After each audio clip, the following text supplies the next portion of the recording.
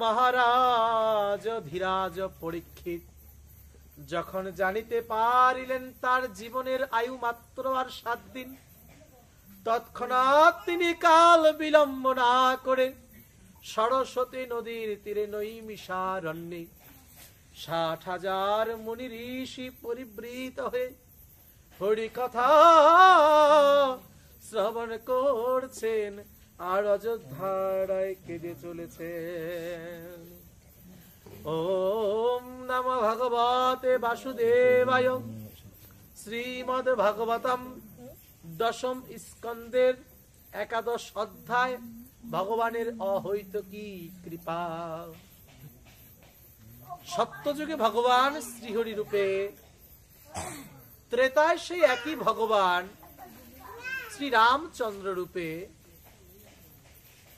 দাপর যুগে সেই একই ভগবান শ্রীকৃষ্ণ রূপে, কলিকালে সেই একই ভগবান আবার গৌরাঙ্গ মহাপ্রভু রূপে পৃথিবীতে অবতীর্ণ হলেন।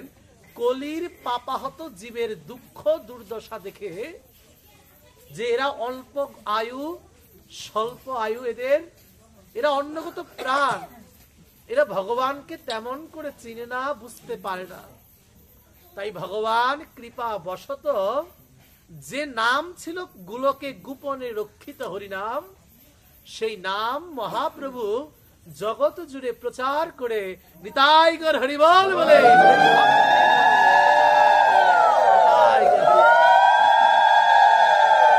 বলছে এই জগতে বাবা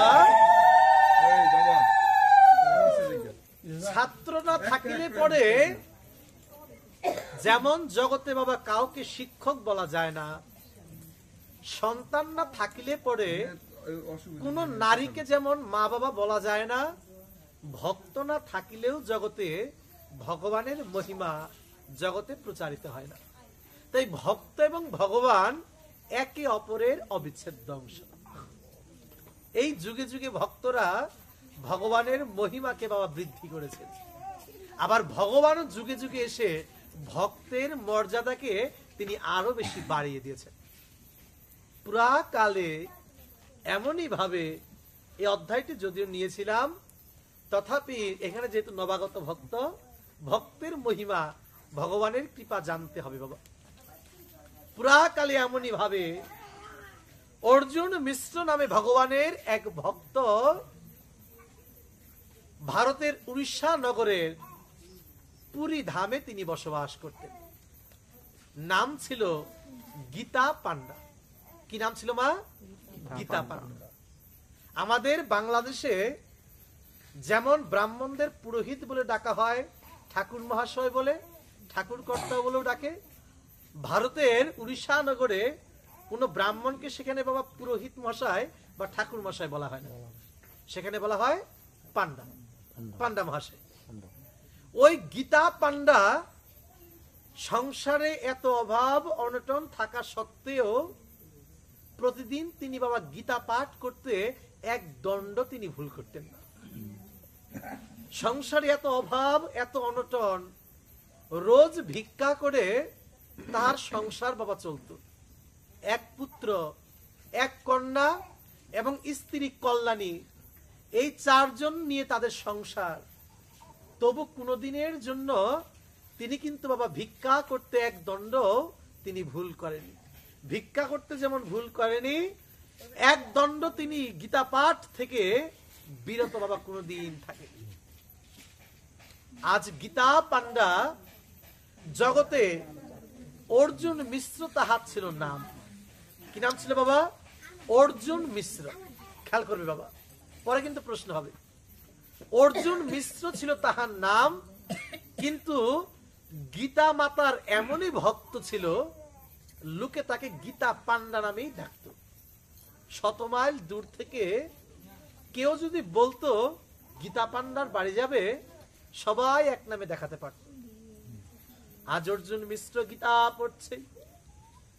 যে যথামাং প্রপদান্তে তাংস্তথৈব ভজা মহাম মম বর্তমানুবর্তমান্তে মনুষ্যা পার্থ সর্বশৌ।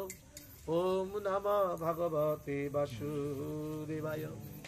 ভগবান, জগতে তো আমি আসতে চাইনি প্রভু, কত অনুনয় বিনয় করে মাতৃগর্ভে তোমায় অনুরোধ করেছিলাম, মায়ার সংসারে তুমি আমায় পাঠিও না প্রভু।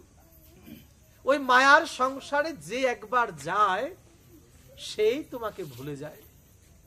তুমি সেদিন কৃপা করে সপ্তম মাস কালে মাতৃগর্ভে দেখা দিয়েছিলে প্রভু। যবে পাঠিয়েছ সংসারে, তোমার সংসার তুমি করো প্রভু। এই সংসারের ভার আমি আর কিছুতেই বইতে পারছি না। সকাল হলে ভিক্ষা করা আমার আর ভালো লাগে না প্রভু। এত অভাব, এত অনটন রোজ আমায় ঘিরে ধরে প্রভু। দুদণ্ড বসে তোমায় ডাকবো সে সময়টুকু আমার নেই প্রভু। তোমার সংসার তুমি করো প্রভু। আজ গীতা পান্ডা গোবিন্দের মন্দিরে বসে অজর ধারায় ক্রন্দন করছে কৃষ্ণ কৃষ্ণ বলে, যে প্রভু আমি এমন জীবন যদি পেতাম যে জীবন কৃষ্ণময়, আমার গোবিন্দ ছাড়া জগতে কাউকে চাই না রে, আমার গোবিন্দ ছাড়া চাই না। গোবিন্দ, যদি এমন জীবন আমি পেতাম যেখানে তোমার নাম কীর্তন ব্যতীত আমার সংসারে আর কোনো চিন্তা থাকতো না, আমি সারাদিন তোমার নাম নিয়ে বসে থাকতাম। পেছন থেকে কল্যাণী ডাকছে, স্বামী স্বামী, রোজ গীতা পাঠ করলেই হবে? আজ দুদিন যাবৎ সংসারে চাল নেই, ডাল নেই, তুমি গোবিন্দ গোবিন্দ বলে ডাকছ, আর সংসারে আমার দেখো এক মুষ্টি চাল নেই। কল্যাণী, কল্যাণী এমন করে বলো না কল্যাণী, এই আমি ভিক্ষায় বের হচ্ছি। জানো কল্যাণী, আমি যতক্ষণ গীতা পাঠে বসি সংসারের কোনো চিন্তা যে আমার মনে আসে না রে। আমার গোবিন্দ ছাড়া সে কোনো মনে কিছু আসে না। আমি যতক্ষণ গীতা পাঠে বসি যেন সংসারের সমস্ত দুঃখ আমি ভুলে যাই। বলছে তুমি তো রোজই কথা বলো, তুমি মন্দিরে আসলে পরে তুমি গোবিন্দের কথা ভাবতে ভাবতে সংসারের সব কিছু ভুলে যাও। কল্যাণী, কল্যাণী, এই আমি গীতা বন্ধ করে রেখে এই আমি ভিক্ষায় বের হচ্ছি। বলছে তাড়াতাড়ি যাও, দেখো বেলা হয়ে যাচ্ছে, দুপুর গড়ালে আবার জগতে কিন্তু তোমায় কেউ ভিক্ষা দেবে না। মা দুপুরের পরে কিন্তু জগতে কাউকে ভিক্ষা দিতে নেই। বলছে দুপুর গড়ালে কিন্তু ভিক্ষা পাবে না। কল্যাণী, কল্যাণী, এই আমি গীতা বন্ধ করে রেখে আমি ভিক্ষায় বের হলাম। ভিক্ষার ঝুড়িটা কাঁধে করে ভবতি ভিক্ষাং দেহি। বাড়িতে কেউ আছো? কে? মাগো, সংসারে আমার দুটি সন্তান আজ দুদিন যাবত না খেয়ে আছে, এক মুষ্টি চাল পর্যন্ত নেই, দুটো ভিক্ষা আমায় দাও। বলছে পান্ডা মহাশয়, আপনি যে দেখেছেন দুপুর গড়িয়ে গেল, বিকাল যে হতে চললো, আমরা যে বাবা গৃহস্থ, আজ যে আপনাকে কাউকে আমরা ভিক্ষা দিতে পারবো। বলছে মা, ঘরে দুটি অবুঝ সন্তান আজ না খেয়ে আছে, দুটো খুদি না হয় দাও। বলছে না পুরোহিত মহাশয়, না পান্ডা মহাশয়, আপনাকে অন্ন দিয়ে আমরা তো নিজের সংসারে অকল্যাণ ডাকতে পারি না। আপনি বরং কাল প্রভাত হলে চলে আসবেন, কাল আপনাকে ভিক্ষা দেব। ভিক্ষার ঝুলিটা যে খালি হাতে নিয়ে কল্যাণীকে কোন রকম বলছে, কল্যাণী, আজ গীতা পড়তে পড়তে বড্ড আমার দেরি হয়ে গেল। কল্যাণী, আজকের মতো কোন রকম একটু জল বাতাসা খেয়ে আমরা চারজন রাত্রিটুকু কাটিয়ে দিই। এই আমি তোমায় কথা দিলাম, কাল প্রভাত হলে পরে আমি দ্রুত ভিক্ষায় বের হব। বলছে স্বামী, আজ দুদিন কিন্তু আমার সংসারে হাড়ি চড়ে না, কাল প্রভাত হলে যেন আর দেরি না হয়। বলছে না কল্যাণী, কাল সকাল হলে পরে আমি গীতা পড়া বন্ধ করে আমি ভিক্ষায় বের হব। রাত্রিকালে 4 জন জল বাতাসা খেয়ে কোন রকমে রাত্রিটুকু কাটিয়ে দিল। শুয়ে শুয়ে বলছে, প্রভু এমন সংসার, এমনই পুরুষ রূপে তুমি আমায় সৃষ্টি করেছ, স্ত্রীর ভরণ পোষণটুকু আমি জোগাড় করতে পারি না, সন্তানের মুখে দুমুঠো খাবার তুলে দেব সে ক্ষমতা আমার নেই। প্রভু তোমার সংসার তুমি যদি না করো প্রভু, এই সংসার আমার যে ব্যয়ভার করার কোনো ক্ষমতা নেই প্রভু, তোমার সংসার তুমি করো প্রভু। সকাল হলো পড়ো যেই সূর্য উদিত হয়েছে, রাত্রিকালে কল্যাণীকে যে কথা দিয়েছিল ভিক্ষায় বের হবে, সেটা কিন্তু গীতা পান্ডা বাবা ভুলে গেছে। ওই মন্দিরে গিয়ে ভগবানকে পূজা দিয়ে একটু জল বাতাসা দিয়ে গোবিন্দের চরণ প্রান্তে পড়ে আজ কান্না করছে। 9ম অধ্যায় রাজবিদ্যা রাজগুহ্য যোগ পড়ছেন। অনন্য চিন্তায়ান্তমাং যে জনা পর্যুপাসতে তেষাম নিত্যভিযুক্তানাম যুগক্ষেম বহামহ। যে ব্যক্তি একান্ত মন প্রাণ দিয়ে গোবিন্দের ভজনা করে, গোবিন্দ সংসারের ভার বোঝা বহন করে। যেই ব্যক্তি একান্ত মন প্রাণ দিয়ে গোবিন্দকে ডাকে, গোবিন্দকে ভজনা করে, গোবিন্দ সেই ভক্তের সমস্ত ভার নিজে বুঝা মাথায় করে নিতাই গৌর হরি বল বলে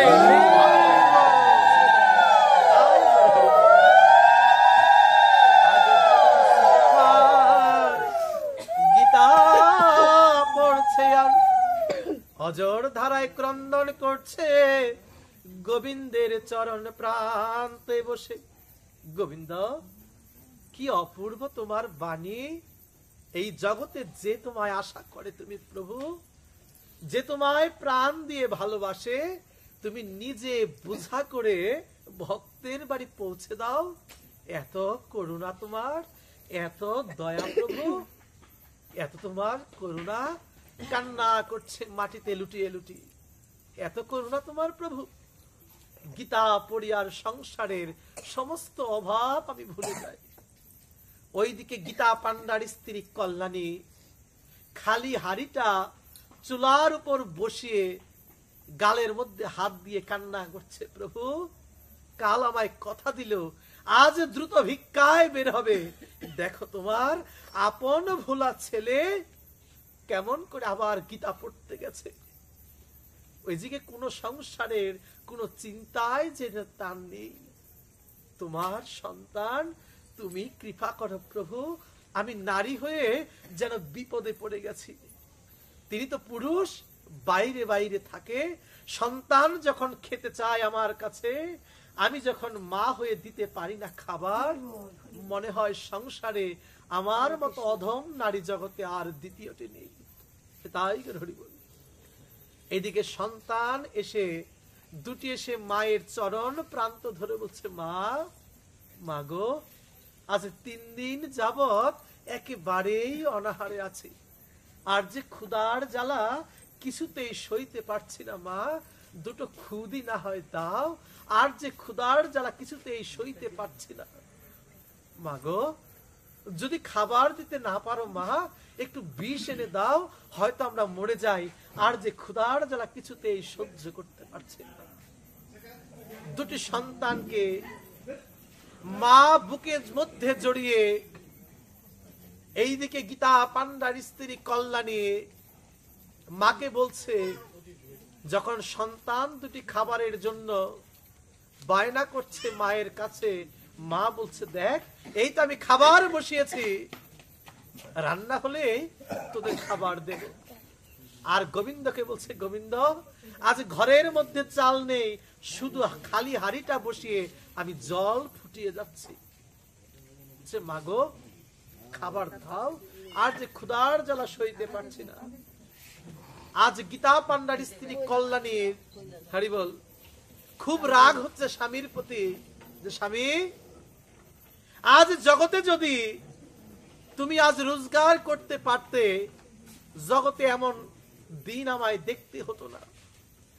আজ অবুঝ দুটি সন্তান আমার কাছে খাবার চাইছে, আমি মা হয়ে দিতে পারছি না, এই যে কত বড় কষ্টের তা তুমি বুঝতে পারবে না স্বামী। ওইদিকে ঠাকুর ঘর থেকে কথা আসছে, কি কথা বাবা? যেই ব্যক্তি একান্ত মন প্রাণ দিয়ে গোবিন্দকে ভালোবাসে রে, গোবিন্দ ভক্তের জন্য নিজে বোঝা করে মাথায় ভক্তের বাড়ি পৌঁছে দেয়। অর্জুন মিশ্রের স্ত্রী রান্নাঘরে বসে ওই স্বামীর পড়া সেই গীতা পাঠ তিনি বাবা কানে শুনতে পাচ্ছেন। সন্তান দুটিকে কুলের থেকে নামিয়ে দৌড়ে গেলেন ঠাকুর ঘরে। না স্বামী, এই গীতার শ্লোক আমি মানি না। বলছে কল্যাণী, এ তুমি কেমন কথা বলছো?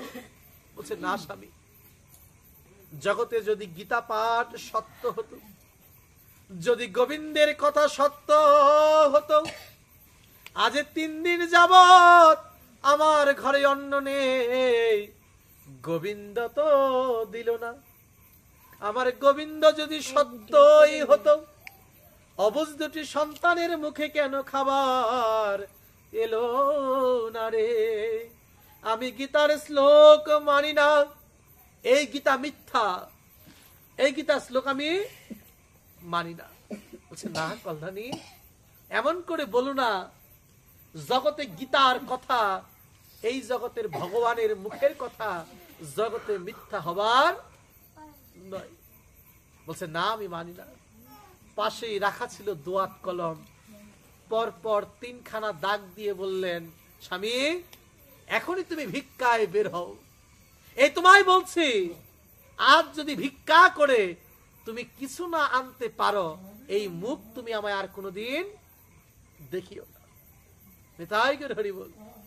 যে স্বামী পারে না স্ত্রীর ভরণ পোষণ করতে, যে স্বামী পারে না সন্তানের মুখে খাবার তুলে দিতে, এমন স্বামী জগতে থাকার চেয়ে না থাকাও শ্রেয়। কল্যাণী, কল্যাণী তুমি গীতার কথা তুমি মিথ্যা বলো না কল্যাণী। বলছে না স্বামী, এই গীতা শ্লোক আমি মানি না। স্বামী আপনি ভিক্ষায় বের হন। এই আপনায় বলছি, যদি আজ ভিক্ষা করে অন্ন জোগাড় করতে না পারেন স্বামী, এই মুখ আপনি সংসারে আমার আর কোনোদিন দেখাবেন না। কল্যাণী, আজ সামান্য কয়টা চালের জন্য তুমি আমায় মৃত্যু কামনা করলে কল্যাণী? বলছে হ্যাঁ করেছি। যে স্বামী পারে না স্ত্রীর একটি কাপড় কিনে দিতে, স্ত্রীর দুমুখে একটু অন্ন তুলে দিতে, পিতা হয়ে পারে না সন্তানের মুখে খাবার তুলে দিতে, এমন স্বামী থাকার চেয়ে আমার বিধবা হয়ে থাকাও শ্রেয়। কল্যাণী এমন করে বলো না কল্যাণী, এই আমি ভিক্ষায় বের হচ্ছি। গীতা খানা বন্ধ করে গোবিন্দের কাছে কান্না করছে, প্রভু কোনদিন কল্যাণী আমায় মৃত্যু কামনা করেনি। আজ সামান্য কয়টা অর্থের জন্য যে স্ত্রী আমার ধর্মপত্নী, সেই স্ত্রী আমায় মৃত্যু কামনা করছে, বলছে এমন স্বামী থাকার চেয়ে জগতে না থাকাও শ্রেয়। প্রভু এই আমি তোমায় বলছি, প্রভু আজ যদি ভিক্ষা না পাই, এই মুখ আমি আর কোনোদিন সংসারে দেখাবো না। ভিক্ষার ঝুলিটা কাঁধে করে নিয়ে ওই পুরবাসী নগরবাসীর ঘরে যাচ্ছে। কেমন করে যাচ্ছে বাবা? ভিক্ষা দাও গো নগর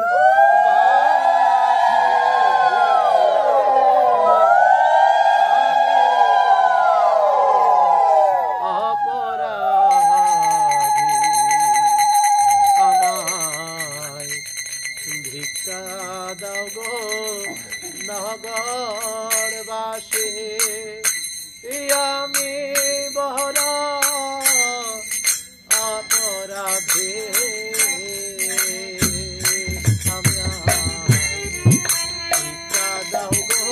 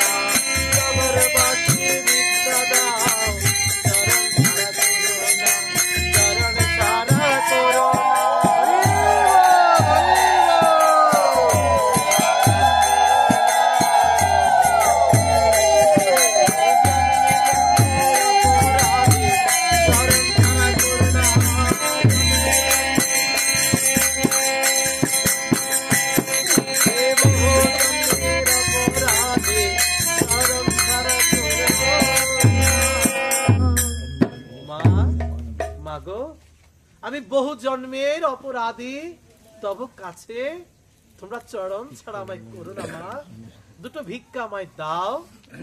বলছে ঠাকুর মশাই, আপনি তাও আজকে জানেন না আজকে যে একাদশী তিথি, এই একাদশীর দিন জগতে যে কাউকে বাবা অন্নদান করতে নেই, আপনি সেটাও জানেন না?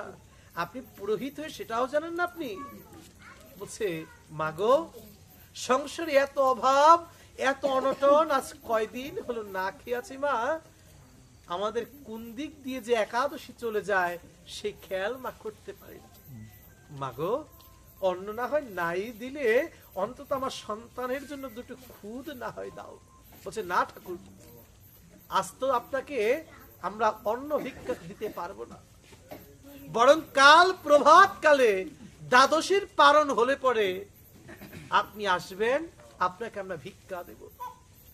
বলছে মাগো আজ কল্যাণী আমায় বলে দিয়েছে, আজ যদি আমি অন্ন ঘরে না নিতে পারি, এই মুখ যেন আমি সংসারে না দেখাই।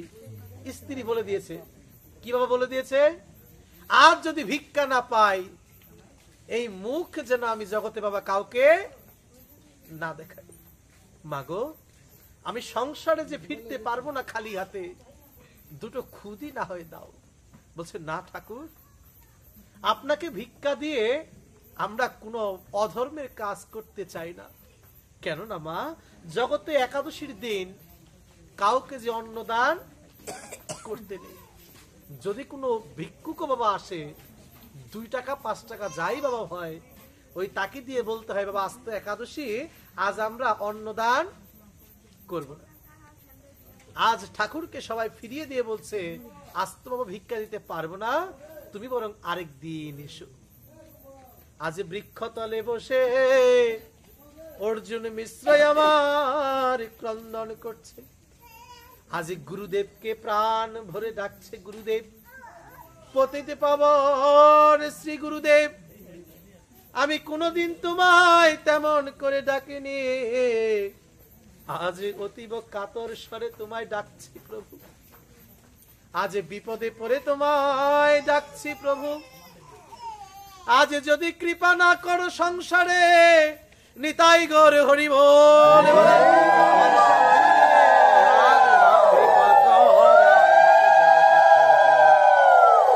আজ তুমি যদি কৃপা না করো প্রভু, আমার সংসারে কৃপা করার মতো কেউ নেই, পতিতে পাবন গুরুদেব একবার কৃপা করো মোরে।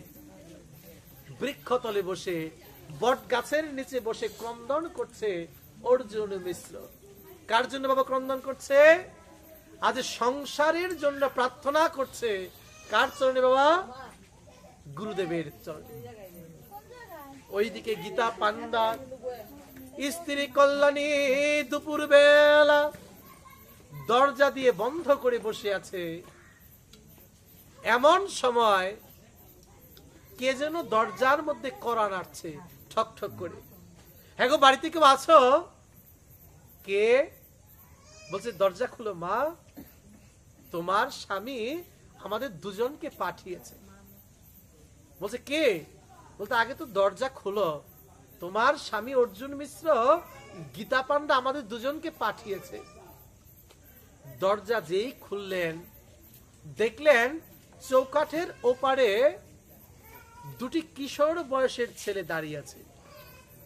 একজন বালকের গায়ের রং ধবধবে সুন্দর, যেন পূর্ণিমার চাঁদের নেই। আরেকটি বালকের গায়ের রং বর্ষাকালের আকাশে যে মেঘ হয় বাবা কালো রঙের, সেই জল ভরা মেঘের মতো গায়ের রং। একজন ধবধবে সুন্দর, আরেকজন হচ্ছে বাবা কালো রঙের। মাথার মধ্যে বড় দুটি চাঙ্গারি। বলছে মাগো, এটাই কি গীতা পান্ডার বাড়ি না? বলছে হ্যাঁ, এটাই তো গীতা পান্ডার বাড়ি। বলছে তোমরা কারা? বলছে তোমার স্বামী আজ ভিক্ষা করে এত জিনিস পেয়েছে, পথের মধ্য দিয়ে তিনি ভার বইতে না পেরে আমাদেরকে দিয়ে বলছে আমার বাড়ি একটু পৌঁছে দিবি বাবা। আমরা বললাম কেন নয়? এই পথ দিয়ে যখন যাব তোমার বাড়ি না হয় পৌঁছে দিলাম।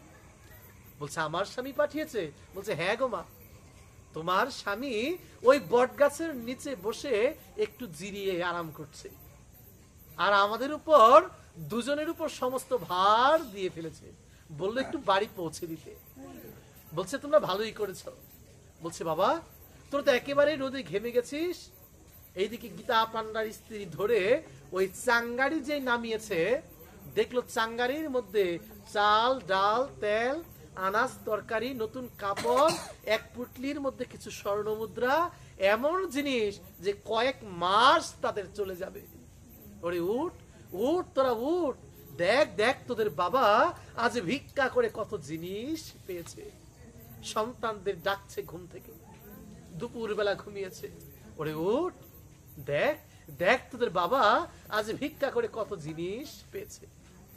বাবা তোমরা একেবারেই দুপুরে ঘেমে গেছো, আমার সংসার তো দেবার মতো তেমন কিছু নেই, একটু ঘরে এসে একটু জল আর বাতাস অন্তত খেয়ে যাও।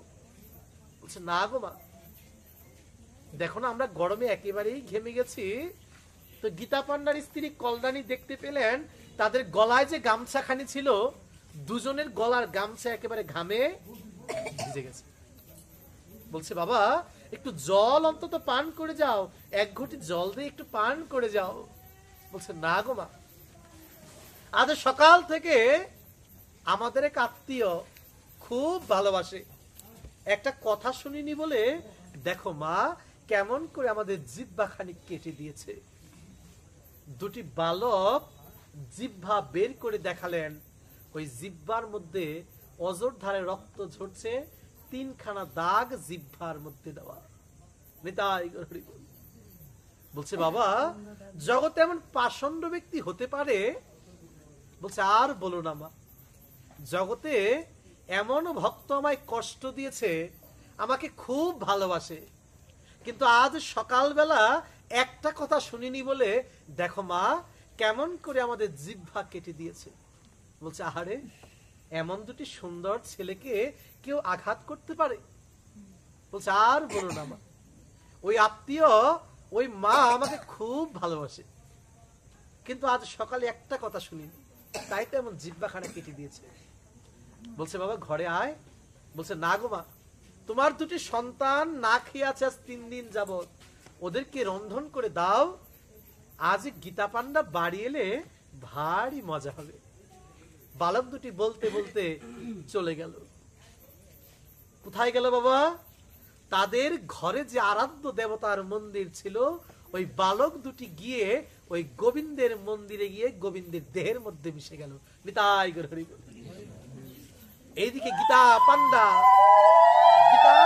স্ত্রী কল্যাণী তিনি যখন রন্ধন করবেন, তাড়াতাড়ি করে স্নান করে ওই গোবিন্দকে ভোগ দিয়ে আজ কি করলেন, সন্তানদের খাবার দিয়ে আজ স্বামীর জন্য থালার মধ্যে করে তিনি কি করছে অপেক্ষা করছে। আর মনে মনে বলছে যে স্বামী আজ সকালবেলা তোমায় একটু বেশি বকে ফেলেছি, বিশ্বাস করো স্বামী, আজ তোমাকে আমি যে বকেছি, তোমায় যে ভর্ৎসনা করেছি, আমি মন থেকে তোমায় ভর্ৎসনা করিনি। জানো স্বামী, আমি কোনোদিন তোমায় অশ্রদ্ধা করিনি, কোনোদিন তোমার মৃত্যু কামনা করিনি। আজ আমি রাগের বশে তোমায় ভর্ৎসনা করেছি। কেন জানো? আমার অবুঝ দুটি সন্তান আজ 3 দিন হলো না খেয়ে আছে, আমার কাছে ক্ষুধার জ্বালায় ক্রন্দন করছে। মা হয়ে যখন সন্তানের মুখে খাবার তুলে দিতে পারি না, কষ্টে আমার বুকখানি ফেটে যায় যে সন্তানের মুখে আমি খাবার তুলে দিতে পারছি না। তাই তো আমি রাগের বশে তোমায় দুটো কথা না হয় বলেছি। স্বামী তুমি যেখানেই থাকো তাড়াতাড়ি করে চলে এসো স্বামী, তুমি না আহার করলে জগতে আমিও যে আহার করতে পারবো না। হরি বল। মা স্বামী যদি আহার না করে, স্ত্রীর কিন্তু কখনোই উচিত নয় স্বামী আহার না করলে যেন কোনো স্ত্রী আহার না করে। অন্তত যেন স্বামী যদি প্রবাসেও থাকে, যেন কোনো পুরুষ কাউকে দিয়ে তবে যেন স্ত্রী আহার গ্রহণ করে, না হলে মা সংসারে অধঃপতন ঘটে। এই জন্য মা, স্বামী যদি ঘরে না থাকে, অন্তত ছেলেকে দিয়ে হলেও স্ত্রীর আহার করতে হয়। যদি সন্তান না থাকে, পরে অগ্রভাগ তুলে রেখে তারপর মা নারীদের খেতে হয়। মনে থাকবে মা, যদি স্বামী ঘরে নাও থাকে, রান্না হয়েছে, অগ্রভাগ তুলে রেখে তারপর কিন্তু মা নারীদের খেতে হয়। অগ্রভাগ কখনো নারীদের খেতে নেই, ওই ভাগ দিতে হয় হয় স্বামীকে, নয় পুত্রকে, মানে কোন পুরুষকে কাউকে দিতে হয়। হরিবল। আজ স্বামী না খেয়েছে, পরে স্ত্রী কল্যাণী দরজার চোখাটের মতো দাঁড়িয়ে কান্না করছে, কখন স্বামী আসবে। আজ একটু বেশি বকেঝকা করে ফেলেছি, আজ বেশি বকাঝকা করে ফেলেছি। ওইদিকে গীতা পান্ডা ঘুম থেকে উঠে গাছতলায় বসে ক্রন্দন করছে, ওগো শ্রী গোবিন্দ, আজ আমি ভিক্ষা যে পাইনি, কেমন করে যাব বাড়িতে। আজ একাদশীর দিন, কেউ যে আমায় এক মুষ্টি অন্ন দিল না। হরি বল। জগতে বাবা জানবে, একাদশী পৃথিবীর সর্বত্র হয়, কিন্তু জগতে একটা জায়গায় একাদশী হয় না। বলতো বাবা, কোন জায়গায়?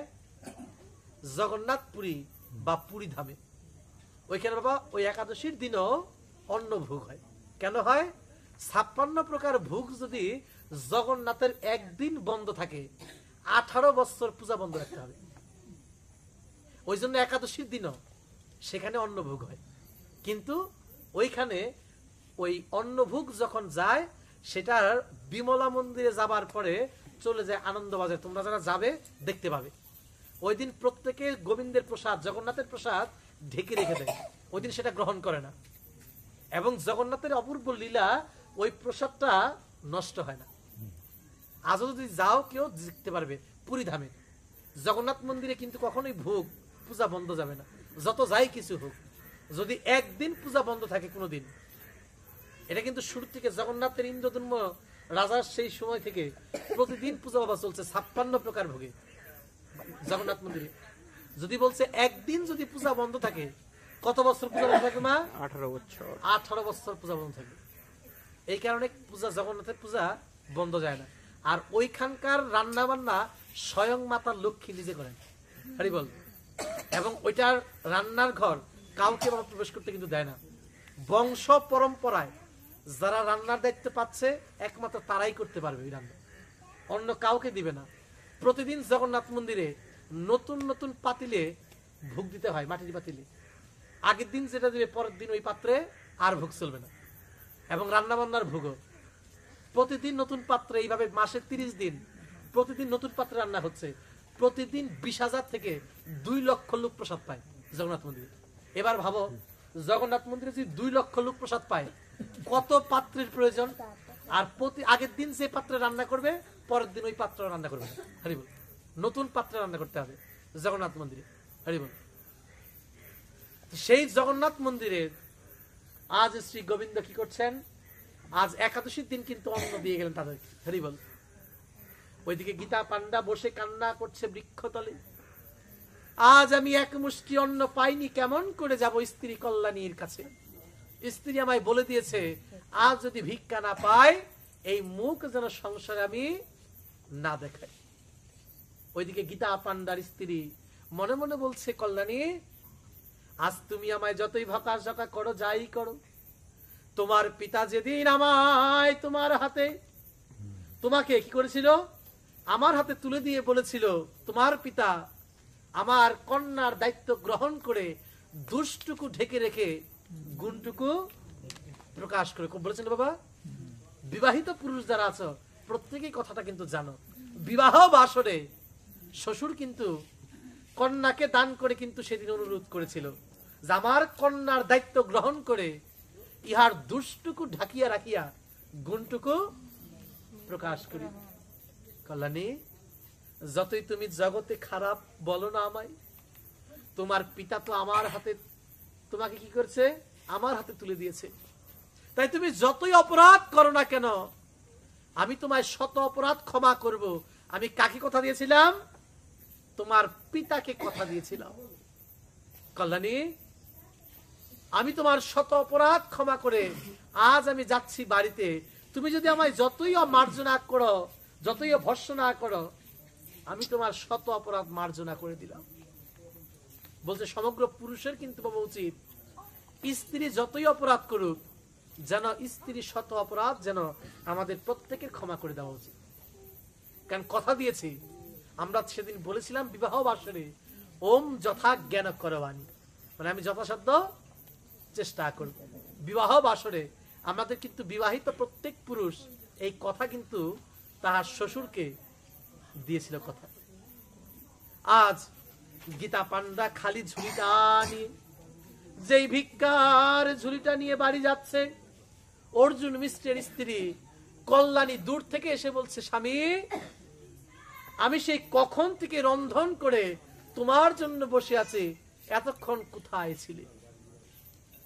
মনে মনে ভাবছে, আমি স্বপ্ন দেখছি না তো? আজ সকালবেলা স্ত্রী আমায় ভর্ৎসনা করলো, বলল আজ যদি ভিক্ষা না পাই এই মুখ যেন না দেখাই। আর এখন বিকালবেলা ঠিক উল্টো বাবা হয়ে গেছে, বলছে তোমার জন্য সারাদিন অপেক্ষা করলাম। বলছে কল্যাণী, তুমি আজ নতুন শাড়িটা পরেছো কল্যাণী, তোমায় আর বড্ড সুন্দর লাগছে। আচ্ছা কল্যাণী, তুমি নতুন শাড়ি কোথায় পেলে? বলছে স্বামী, আপনি কি ভুলে গেলেন ওই দুটি বালককে দিয়ে আপনি না শাড়ি পাঠিয়েছেন? বালক, শাড়ি? কল্যাণী তুমি কি বলছো? বলছে হ্যাঁ, আমি যখন দুপুরবেলা ঘুমিয়েছিলাম, দুটি বালক এসে আমায় অন্ন বস্ত্র দিয়ে গেল, আপনার নাম করে গেল, বলল আপনি ক্লান্ত হয়ে বসে আছেন বৃক্ষতলে। বলছে কোন দুটি বালক? বলছে ওই যে বালক দুটি, একজনের গায়ের রং ধবধবে সুন্দর, আরেকজনের গায়ের রং শ্যামবর্ণ। বলছে কোন দুটি বালকের কথা বলছো কল্যাণী? আমি সত্যি বুঝতে পারছি না। বলছে স্বামী, আপনি কি আমার সাথে দুষ্টুমি করছেন? ওই দুটি বালককে আপনি পাঠিয়ে আপনি নিজেই আমার সাথে মজা করছেন? বলছে বিশ্বাস কর কল্যাণী, আজ যে আমি ভিক্ষা, এক মুষ্টি ভিক্ষাও পাইনি। বলছে না স্বামী, বিশ্বাস করি না। ওই দুটি বালক এসে বলল আপনি ভিক্ষা পাঠিয়েছেন ধামা ভর্তি করে, চাল, ডাল, তেল, আনাজ, তরকারি। দেখে যান স্বামী, এই এসে দেখে যান। এবার অর্জুন মিশ্রের মনটা যেন কেমন করছে। জগতে আমি পেলাম না এক মুষ্টি ভিক্ষা, অথচ আমার নাম করে জগতে দিয়ে গেল ঘরে এসে। জগতে কি এমন মহান হতে পারে? জগতের লোকে বাবা নাম কেনার জন্য বাবা ব্যস্ত, তাই না বাবা? কিন্তু জগতে এমন কি হতে পারে যে আমার ঘরে দিয়ে গেল, অথচ তার নাম না বলে কি বলল? আমার মতো এক অধমের নাম প্রচার করে গেল। জগতে কেমন মহান ব্যক্তি হতে পারে? নিতাই গৌর হরি বল। জগতে এমন কে হতে পারে? কল্যাণী, আমার মনটি যেন কেমন করছে কল্যাণী। বলছে না স্বামী, ওই যে ওই দুটি বালক। বলছে কেমন তাদের বর্ণনা? বলছে কল্যাণী, তুমি একবার বলো না কে এসে আমার নাম করে খাবার দিয়ে গেল? বলছে স্বামী, আমি তো চিনি না। একজনের গায়ের রং ধবধবে সুন্দর, পূর্ণিমার চাঁদের ন্যায়, আরেকজনের গায়ের রং বর্ষার জল ভরা মেঘের মতো। যেন বর্ষার জল ভরা সেই কালো রঙের মেঘ যেন দেহের মধ্যে সেই আছে। এমন দুটি বালক 14 বছর কি 15 বছর হবে। ওরা মাথায় এসে প্রচন্ড ঘেমে গাল দুটি, মুখ চোখ লাল হয়ে গিয়েছিল প্রচন্ড রোদে। ওদের গলার মধ্যে সেই গামছা একেবারেই ভিজে গেছিল ঘামে। আর বারবার বলছিল গীতা পান্ডা আমাদের উপর সমস্ত ভার দিয়ে দিয়েছে। এবার গীতা পান্ডার সারা শরীর লোম কাটা দিয়েছে। কল্যাণী, এ তুমি কেমন কথা বলছো? আমি যে জগতে আজ কোন ব্যক্তির কাছে সংসারের কথা বলিনি, একমাত্র বলেছি কার কাছে? আমার পরম দয়াল শ্রী গুরুদেবের কাছে। আর তো কারো কাছে আজ বলিনি। কল্যাণী, তাহলে কে এসেছিল? এদিকে গীতা পান্ডা ভাবছে কল্যাণী ঠাকুর ঘরে যেই গিয়েছে, স্বামীকে ডাকছে, স্বামী দেখে যান কি একটি সর্বনাশ হলো। বলছে কি হলো, কি হলো? আজ দৌড়ে গেল গীতা পান্ডা ঠাকুরের ঘরে। এদিকে কল্যাণী আজ স্বামীকে বলছে, স্বামী যে দুটি বালক এসেছিল দুপুর বেলা, এই দেখুন আমার গোবিন্দের গলদেশে নিতাই গৌর হরি বল বলে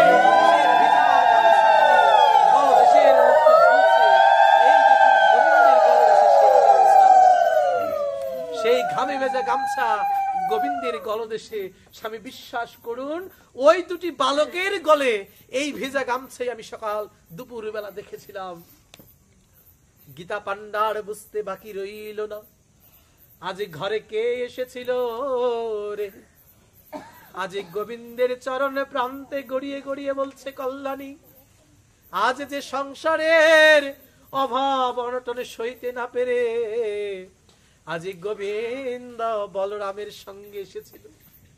আজ গোবিন্দ মাথায় বোঝা করে আমাদের সংসারের অন্নদান করে গেল গো কল্যাণী। আমাদের অভাব অনটন গোবিন্দ সইতে না পেরে নিজে বুঝা করে আমাদের অন্নদান দিয়ে গেল গো কল্যাণী। দেখো আজ গোবিন্দ এবং বলরাম আমাদের ঘরে এসেছিল। ওই দেখো গোবিন্দের গলদেশে কেমন করে গামছাখানি ঝুলছে। গোবিন্দ এত কাছে যদি আসবে, তবে আমার ভাগ্যে কেন তুমি দর্শন লিখলে না প্রভু? বলছে কল্যাণী বলছে, স্বামী আমি এত করে বললাম একটু জল বাতাসা খেয়ে যেতে, ওরা খেলো না। জানো স্বামী, কে যেন ওদের জিহ্বা পর পর 3খানা দাগ দিয়ে কেটে দিয়েছে। এবার গীতা পান্ডার একেবারে নিশ্চিত হয়ে গেলেন। কল্যাণী তুমি কি ভুলে গেছো কল্যাণী? আজ সকালবেলা যখন গীতা পড়ছিলাম, 9ম অধ্যায় পড়তে গিয়ে তুমি গীতার শ্লোক মানি না বলে দোয়াত কলম দিয়ে পর পর 3খানা দাগ দিয়ে গোবিন্দের গীতার বাণী কেটে দিয়েছিলে। আমার গোবিন্দের গীতা যে গোবিন্দের হৃদয়, ভগবানের হৃদয় স্বরূপ, ভগবানের ঘর স্বরূপ, আমার সেই গীতার মধ্যে 3খানা দাগ যখন দিয়েছ, নিতাই গৌর হরি বল বলে আমার গোবিন্দের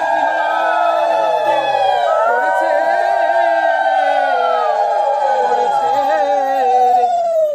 কল্যাণী। তুমি যে দাগ দিয়েছ 3খানা গীতার মধ্যে, সকালে বলেছ গীতার শ্লোক আমি মানি না, সেই গীতার শ্লোকের দাগ গিয়ে পড়েছে বাবা কোথায়? গোবিন্দের জিহ্বার মধ্যে। কল্যাণী এখনো তুমি বলবে জগতে গীতার শ্লোক মিথ্যা? এবার গীতা পান্ডার স্ত্রী গলবস্ত্র হয়ে গোবিন্দের কাছে বলছে, ওগো স্বামী এই আমি সাক্ষ্য দিচ্ছি, জগতে যদি সত্য গ্রন্থ বলে কোন গ্রন্থ থাকে, শ্রীমদ ভগবত গীতা জগতে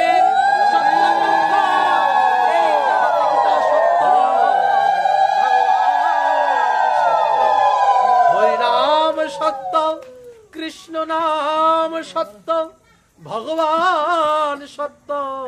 এই আমি চরণ ধরে বলছি, আজ গীতার বাণী সত্য। কল্যাণী তুমি গীতার শ্লোক তুমি কেটে দিয়ে তুমি আমায় ভর্ৎসনা করলে। দেখো কল্যাণী আজ গোবিন্দ নিজে বুঝা করে আমাদের ঘরে অন্নদান করে গেল। কল্যাণী তুমি বড্ড ভাগ্যবতী কল্যাণী, তুমি সারা জীবন গোবিন্দকে মন থেকে বিশ্বাস করনি। দেখো কি অদৃষ্টের ফের, তোমার ভাগ্যে গোবিন্দের দর্শন হলো। যেই মা কোনদিন গোবিন্দকে বাবা বিশ্বাস করেনি, ওর ভাগ্যে কিন্তু গোবিন্দ দর্শন হয়েছিল। কল্যাণী আমি সারা জীবন পূজা দিলাম বটে, কিন্তু আমার ভাগ্যে গোবিন্দের দর্শন হলো। কল্যাণী একবার তোমার চরণ ধুলা দাও হে আমায় রে। বলছে স্বামী আপনি কি বলছেন? বলছে তুমি বড় ভাগ্যবতী কল্যাণী, আমি সারা জীবন পূজা দিলাম বটে, ভাগ্যে তো হলো না, তবে তুমি যেহেতু দর্শন পেয়েছ, আজ স্বামী হয়ে তোমার চরণ ধুলাই আমি মাথায় নেব। বলছে না স্বামী, স্ত্রীর চরণ ধুলা কোনোদিন কিন্তু স্বামী নিতে পারে না। নিতে পারে গো মা? নিতে কিন্তু পারে না। পারে বাবা স্ত্রীর চরণ ধুলা? কিন্তু শাস্ত্র বলছেন একদিকে পারে। কোন দিকে পারে? বলছে উপাসনার ঘরে যারা গিয়েছ তারা এই তত্ত্ব কথা বুঝতে পারবে। যারা দুই নাম হরি বল, যদি দুই নাম উপাসনার ঘরে যাও সেদিন থেকে কিন্তু তোমরা স্বামী স্ত্রী আর স্বামী স্ত্রী নাও। হরি বল, এটা আবার একটা তত্ত্ব কথা বাবা, অনেকে কিন্তু জানবে এটা। সেদিন থেকে কিন্তু স্বামী স্ত্রী আর স্বামী স্ত্রী থাকে না। বলছে উপাসনার ঘরে যদি যাও 18 মুকাম তত্ত্ব জানবে, সাধন ভজন জানবে, 4টা দেশের কথা জানবে, তখন তুমি বুঝতে পারবে তোমার স্বামী আর স্ত্রীর মধ্যে তখন আর কোনো প্রভেদ থাকবে না। স্বামী নমস্কার দেবে স্ত্রীকে, স্ত্রী নমস্কার দেবে স্বামীকে, দুজন দুজন তখন সমান সমান হয়ে যাবে। আজ কল্যাণীকে বলছে কল্যাণী আজ তোমার চরণ ধুলাই আমি নেব। হরি বল, হরি বল, আজ তোমার চরণ ধুলা আমি নেব। হরি বল। ওইদিকে বলছে না স্বামী, কখনোই নয়, কারণ আপনি আমার গুরুজন। বলছে আমি তোমার স্ত্রী রূপে চরণ ধুলা নেব না, আমি জগতে আজ গোবিন্দের ভক্ত রূপে চরণ ধুলা নেব। কেন জানো? তুমি তো ভক্ত, তোমার উপর গোবিন্দের কৃপা হয়েছে। কেন জানো? যদি গোবিন্দের কৃপা তোমার প্রতি না হতো তবে তোমার ভাগ্যে আমার গোবিন্দের দর্শন হতো না রে। যদি তোমার ভাগ্য ভালো না হতো গোবিন্দ দর্শন বাবা হতো? আর তুমি গোবিন্দকে একা দর্শন করনি, কাকে দর্শন করেছো সাথে নিয়ে?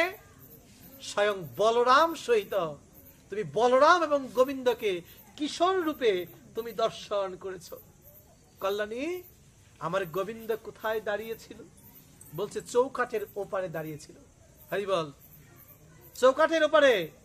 এই জন্য বাবা দেখবেন আমাদের সনাতন শাস্ত্রে ঘরের কপাল কিন্তু বাবা উপরে হয়, মানুষের কপাল কিন্তু উপরে হয়, কিন্তু ঘরের কপাল বাবা কোনটা হয়? হরি বল, চৌকাঠকে বলা হয় ঘরের কপাল। এই জন্য কখনোই কোনো নারী বা পুরুষ কখনোই উচিত নয় ঘরের চৌকাঠকে লাথি বা পাড়া দেওয়া, যদিও বা চরণ লাগে ভুলক্রমে নমস্কার দিতে হয়। হরি বল, কখনোই উচিত নয়। এই চৌকাঠকে বলা হয় দ্বার স্বরূপ। হরি বল, হরি বল, কখনোই উচিত নয়। আজকের পরের থেকে ভাগবত থেকে এই শিক্ষা জানবে। ঘরের চৌকাঠে কখনোই লাথি অথবা ঝাঁটা কোনোটাই ব্যবহার করা উচিত নয়, কারণ এই দিক দিয়ে ঘরের এই দরজা চৌকাঠ দিয়ে দেবতারা প্রবেশ করেন, মাতা লক্ষ্মী প্রবেশ করেন। এই জন্য এইখানটা কখনোই ঝাঁটা বা লাথি দেওয়া কখনো উচিত নয়। হরি বল। বলছে কোথায় দাঁড়িয়েছিল? বলছে চৌকাঠের ওপারে দাঁড়িয়েছিল। গীতা পান্ডা মন্দির থেকে দৌড়ে গিয়ে দেখলেন দুটি দুটি করে 4টি চরণ ছাপ। গীতা পান্ডার বুঝতে বাকি রইল না, এই যে আমার গোবিন্দের চরণ চিহ্ন আর দুটি বলরামের চরণ চিহ্ন। নিতাই গরে হরি বল।